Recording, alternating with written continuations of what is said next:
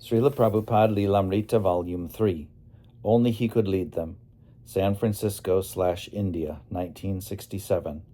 A biography of His Divine Grace, A.C. Bhaktivedanta Swami Prabhupada, founder Acharya of the International Society for Krishna Consciousness, by Satsvarup Das Goswami.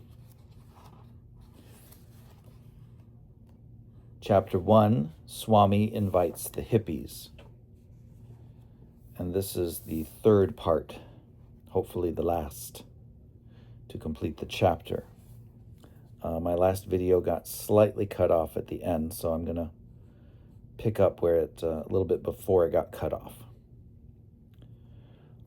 For a lost soul to fully receive the balm of Krishna consciousness, he would first have to stay a while and chant, inquire, listen, and follow. As Allen Ginsberg had advised 5,000 hippies at the Avalon, the early morning kirtan at the temple provided a vital community service for those who were coming down from LSD and wanted to stabilize their consciousness on re-entry. Allen himself sometimes dropped by in the morning with acquaintances with whom he had stayed up all night. Allen Ginsberg. At 6:30 in the morning, we went over to Swami Bhaktivedanta's space station for some chanting and a little Krishna consciousness. There were about 30 or 40 people there, all chanting Hare Krishna to this new tune they've made up, just for mornings. One kid got a little freaked out by the scene at first, but then he relaxed, and afterwards he told me, at first I thought, what is this? But then suddenly I realized I was just not grooving with where I was. I wasn't being where I was. On occasion, the re-entries would come flying in out of control for crash landings in the middle of the night. One morning at 2 a.m., the boys sleeping in the storefront were awakened by a pounding at the door, screaming, and police lights. When they opened the door, a young hippie with wild red hair and beard plunged in, crying, "Oh, Krishna, Krishna, oh, help me. Oh, don't let them get me. Oh, for God's sake, help." A policeman stuck his head in the door and smiled. "We decided to bring him by here," he said, "because we thought maybe you guys could help him." "I'm not comfortable in this body," the boy screamed as the policeman shut the door. The boy began chanting furiously and turned white, sweating profusely in terror. Swamiji's boys spent the rest of the early morning consoling him and chanting with him until the Swami came down for kirtan and class. The devotees often sent distressed young people to Swamiji with their problems, and they allowed almost anyone to see Swamiji and take up his valuable time. While walking around San Francisco, Ravindra Swarup once met a man who claimed to have seen people from Mars in his tent when he had been stationed in Vietnam. The man, who had just been discharged from an army hospital, said that the Martians had talked to him. Ravindra Swarup told him about Swamiji's book, Easy Journey to Other Planets, which verified the idea of life on other planets, and he suggested that the Swami could probably tell him more about the people from Mars. So the man visited the Swami up in his apartment. "Yes," Swamiji answered, "there are Martians." Gradually, Prabhupada's followers became more considerate of their spiritual master and began protecting him from persons they thought might be undesirable. One such undesirable was Rabbit, perhaps the dirtiest hippie in Haight-Ashbury. Rabbit's hair was always disheveled, dirty, and even filled with lice. His clothes were ragged and filthy, and his dirt-caked body stank. He wanted to meet Prabhupada, but the devotees refused, not wanting to defile Prabhupada's room with Rabbit's nasty, stinking presence. One night after the lecture, however, Rabbit waited outside the temple door. As Prabhupada approached, Rabbit asked, "May I come up and see you?" Prabhupada agreed. As for challengers, almost every night someone would come to argue with Prabhupada. One man came regularly with prepared arguments from a philosophy book, from which he would read aloud. Prabhupada would defeat him, and the man would go home, prepare another argument, and come back again with his book. One night, after the man had presented his challenge, Prabhupada simply looked at him without bothering to reply. Prabhupada's neglect was another defeat for the man, who got up and left. Israel, like Rabbit, was another well-known Haight-Ashbury character. He had a long ponytail and often played the trumpet during kirtan. After one of Prabhupada's evening lectures, Israel challenged, "This chanting may be nice, but what will it do for the world? What will it do for humanity?" Prabhupada replied, "Are you not in the world? If you like it, why will others not like it? So you chant loudly." A mustached man standing at the back of the room asked, "Are you Allen Ginsberg's guru?" Many of the devotees knew that the question was loaded, and that to answer either yes or no would be difficult. Srila Prabhupada replied, "I am nobody's guru. I am everybody's servant." To the devotees, the whole exchange became transcendental due to Swamiji's reply. Swamiji had not simply given a clever response, he had answered out of a deep, natural humility. One morning, a couple attended the lecture, a woman carrying a child and a man wearing a backpack. During the question and answer period, the man asked, "What about my mind?" Prabhupada gave him philosophical replies, but the man kept repeating, "What about my mind? What about my mind?" With a pleading, compassionate look, Prabhupada said, "I have no other medicine. Please chant this Hare Krishna. I have no other explanation. I have no other answer." But the man kept talking about his mind. Finally, one of the women devotees interrupted and said, "Just do what he says, just try it." And Prabhupada picked up his kartals and began kirtan. One evening, a boy burst into a lecture exclaiming that a riot was gathering on Haight Street. The Swami should come immediately, address the crowd, and calm everyone down. Mukunda explained that it wasn't necessary for Swamiji to go. Others could help. The boy just stared at Prabhupada as if giving an ultimatum. Unless Swamiji came immediately, there would be a riot, and Swamiji would be to blame. Prabhupada spoke as if preparing to do what the boy wanted. "Yes, I am prepared." But nobody went, and there was no riot. Usually during the kirtan, at least one dancer would carry on in a narcissistic, egoistic way, occasionally becoming lewd, to the point where Prabhupada would ask the person to stop. One evening, before Srila Prabhupada had come down from his apartment, a girl in a miniskirt began writhing and gyrating in the temple during kirtan. When one of the devotees went upstairs and told Prabhupada, he replied, "That's all right. Let her use her energy for Krishna. I'm coming soon, and I will see for myself." When Prabhupada arrived and started another kirtan, the girl, who was very skinny, again began to wriggle and gyrate. Prabhupada opened his eyes and saw her. He frowned and glanced at some of his disciples, indicating his displeasure. Taking the girl aside, one of the women escorted her out. A few minutes later, the girl returned, wearing slacks and dancing in a more reserved style. Prabhupada was sitting on his dais, lecturing to a full house, when a fat girl who had been sitting on the window seat suddenly stood up and began hollering at him. "Are you just going to sit there?" she yelled. "What are you going to do now? Come on! Aren't you going to say something? What are you going to do? Who are you?" Her action was so sudden and her speech so violent that no one in the temple responded. Unangered, Prabhupada sat very quietly. He appeared hurt. Only the devotees sitting closest to him heard him softly say, as if to himself, "It is the darkest of darkness." Another night, while Prabhupada was lecturing, a boy came up and sat on the dais beside him. The boy faced out toward the audience and interrupted Prabhupada. "I would like to say something now." Prabhupada politely said, "Wait until after the class, then we have questions." The boy waited a few minutes, still sitting on the dais, and Prabhupada continued to lecture. But again the boy interrupted. "I got something to say.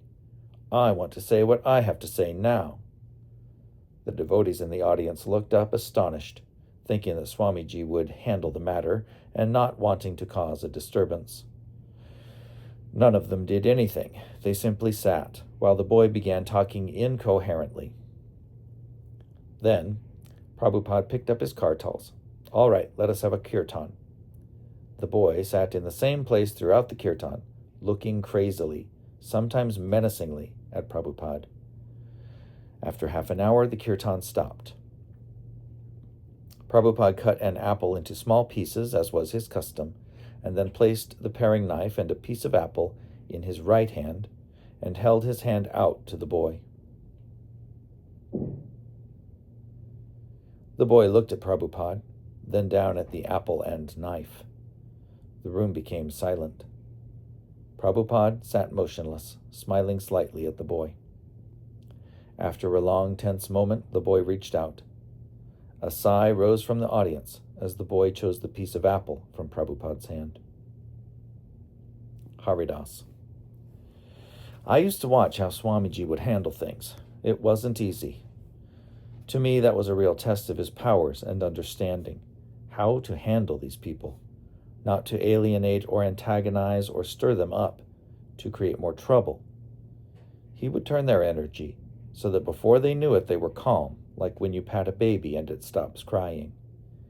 Swamiji had a way of doing that with words, with the intonation of his voice, with his patience, to let them carry on for a certain period of time, let them work it out, act it out even.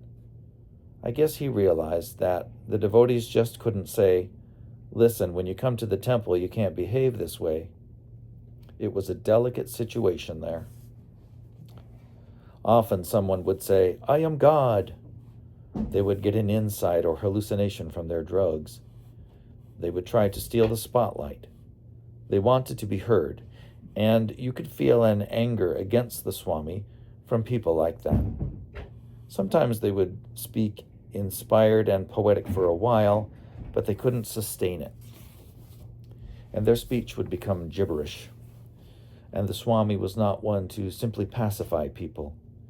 He wasn't going to coddle them. He would say, "What do you mean? If you are God, then you have to be all-knowing. You have to have the attributes of God. Are you omniscient and omnipotent?"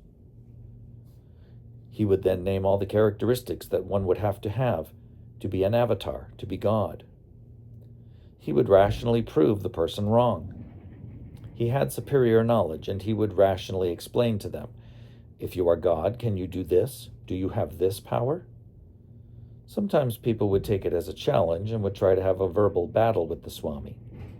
The audience's attention would then swing to the disturbing individual, the person who was grabbing the spotlight. Sometimes it was very difficult.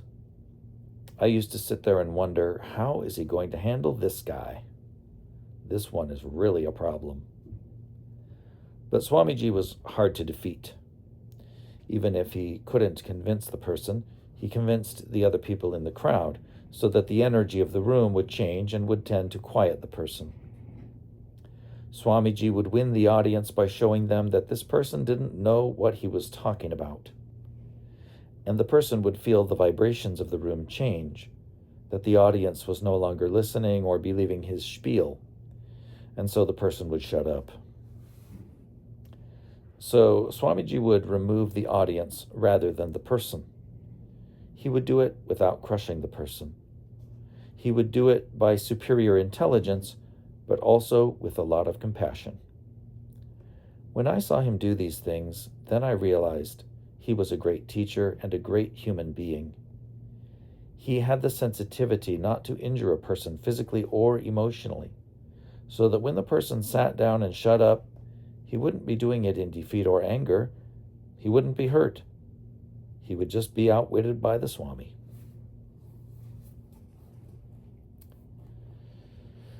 Even while translating in the privacy of his room, Srila Prabhupada was interrupted by disturbances. Once, police cars and ambulance sirens screaming. Once, police cars and ambulances, sirens screaming, lights flashing, converged beneath his window after the Hells Angels had started a fight in the digger's store in the next building. On another occasion, about 1:30 a.m., while Prabhupada was dictating teachings of Lord Chaitanya, a girl repeatedly knocked and called at Prabhupada's door. At first he ignored the interruption. Since his arrival in San Francisco, he had completed many pages for this important book. Lord Chaitanya's discussions with Rupa Goswami and Sanatan Goswami, Ramananda Roy, and others explored many Krishna-conscious topics mentioned only briefly in Bhagavad Gita. In the West, almost no one knew about these teachings of Lord Chaitanya, and now Srila Prabhupada intended to compile these teachings in one volume, providing the most complete presentation of Bhakti Yoga ever introduced in English. Such a book would give great substance to the Krishna consciousness movement. But now his solitary concentration was being interrupted by a knocking at his door and a woman's voice calling. Getting up from his desk, Prabhupada went to the front room, but did not open the door. "Who is there?" A young woman answered, "I want to speak to you." "Come back later in the morning," Prabhupada told her. He knew that in San Francisco, just as in New York, he would not always be able to write peacefully. Preaching in America meant having to tolerate just this, a crazy call in the middle of the night, tearing one away from ecstatic concentration on the pastimes of Lord Chaitanya. The lost souls of Haight-Ashbury, with their illusions of knowledge, their cries for help, their arrogant challenges, pulled his attention away from his mission of translating and commenting on the scriptures. Now, alone in his apartment, speaking through the locked door, Prabhupada told his intruder that he had work to do and that she should go away. He promised he would see her later that day. He was ready to speak with the hippies all day, but the early morning hours were the special time for his literary work. Preaching face-to-face to the conditioned souls was important. He had come here to preach, but he had picked these early hours to speak intimately to the whole world through his books without disturbance. The girl, however, continued pounding and calling until Prabhupada finally opened the door. There, standing in the hallway, he saw a teenage hippie with a glassy stare and deranged appearance. He asked her what she wanted. She remained tensely silent. "Speak," he told her. She stepped into his room. He saw her helpless, a victim in the ocean of Maya, and he asked her repeatedly what she wanted. Finally, the girl stared at him with widened eyes and exclaimed, "Look, Mahaula!" Prabhupada decided to awaken Mukunda, who lived down the hall. He stepped barefoot into the hallway. The girl followed, shutting the self-locking door behind her. Now he was locked out of his apartment.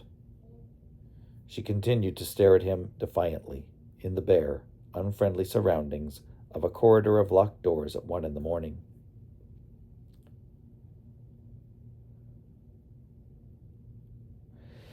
This was why the Babajis of Vrindavan stayed in their little cottages chanting the holy name, to avoid being bothered by ungodly people. The Babajis, of course, never even dreamed of these bizarre intrusions from the psychedelic San Francisco night.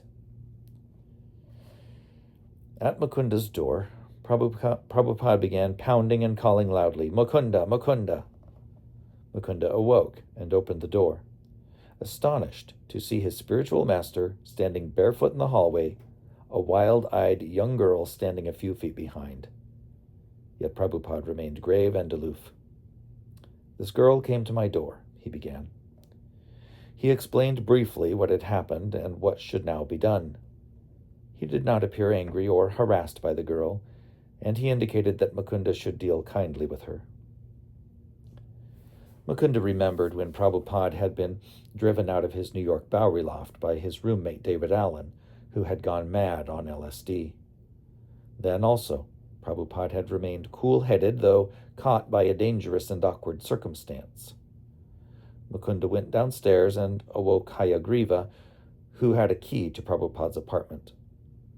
Srila Prabhupada then returned to his room and to his dictation of teachings of Lord Chaitanya. Mukunda saw the girl down to the street and admonished her not to bother an elderly gentleman like the Swami at such an hour.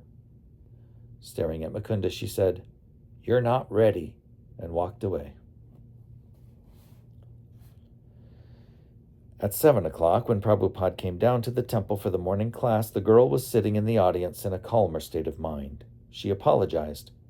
Later in the day, Prabhupada repeated the story in good humor, recounting how he had several times asked the girl to speak.